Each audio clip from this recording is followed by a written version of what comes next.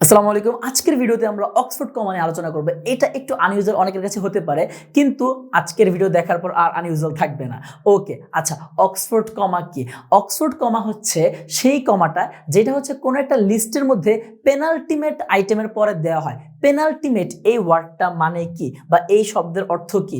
Penultimate, penultimate, ওকে, penultimate, PENULTIMATE, penultimate হচ্ছে second last. ওকে, লাস্টের আগেরটাকে কি বলা হয়? পেনাল্টিমেট বলা হয়। ওকে, সো আমরা একটু যদি একটা এক্সাম্পল দেখি অক্সফোর্ড কমার। হ্যাঁ, দেখি আমরা I have a pencil, a paper and a notebook. সাধারণত কিন্তু আমরা এই কমাটা অনেকে ব্যবহার করি না, এবং এই যে এটা কিন্তু পেনাল্টিমেট আইটেমের পরে ব্যবহার করা হয়েছে না। লাস্টটা কোনটা? নোটবুক লাস্টটা। আর সেকেন্ড লাস্টটা কে? এই পেপারটা না।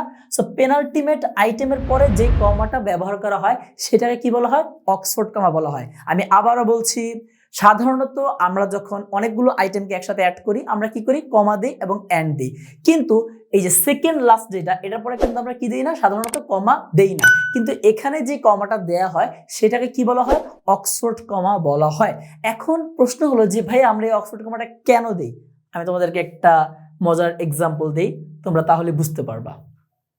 দেখো, he loves his parents, comma, dogs and cats. তোমরা এই সেন্টেন্সটাকে একটু ভিডিওটাকে পজ করে ভালো করে চিন্তা করে দেখো তো এই সেন্টেন্সটার মানে কি। চিন্তা করো ফার্স্ট, আমি কিন্তু চুপ করে বসে আছি। 1 2 3 4 5। আচ্ছা, এই সেন্টেন্সটার মানে এরকম দাঁড়ায় না যে সে তার পিতামাতাকে পছন্দ করে, কিন্তু পিতামাতাকে ডগস অ্যান্ড ক্যাটস, এটা কিন্তু হ্যাঁ এই ধরনের একটা কনফিউশন তৈরি করে। ওকে, তো তুমি যদি এইটা বুঝাতে চাও, সে তার বাবা মাকে ভালোবাসে, কুকুরকে ভালোবাসে, বিড়ালকে ভালোবাসে ইন্ডিভিজুয়ালি।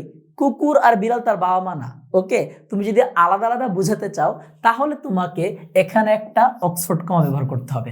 ওকে, সো আমি আবারও বলছি, তুমি যদি এখানে একটা অক্সফোর্ড কমা ব্যবহার না করো তাহলে কি হবে জানো? এই যে এই ডগস অ্যান্ড ক্যাটস দ্বারা এই প্যারেন্টসকে বোঝানো হবে। তোমরা অ্যাপোজিটিভ পড়েছো না? আমরা ইনশাল্লাহ একটা অ্যাপোজিটিভের ভিডিও বানাবো যেখানে আমরা দেখবো যে লাস্টেও কিন্তু কি হতে পারে? অ্যাপোজিটিভ হতে পারে, এবং এটা কিন্তু এই কনফিউশনটা তৈরি করতে পারে। এই কনফিউশনটা দূর করার জন্যই এখানে একটা কি ব্যবহার করতে হবে? একটি অক্সফোর্ড কমা ব্যবহার করতে হবে।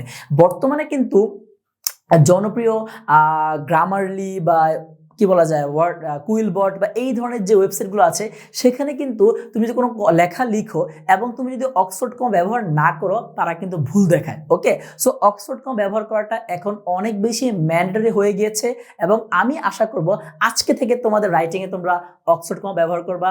আজকের জন্য এখানেই, এবং এইরকম আমাদের এই চ্যানেলটাকে তোমরা ফলো করতে পারো to get more videos like this. আল্লাহ হাফেজ।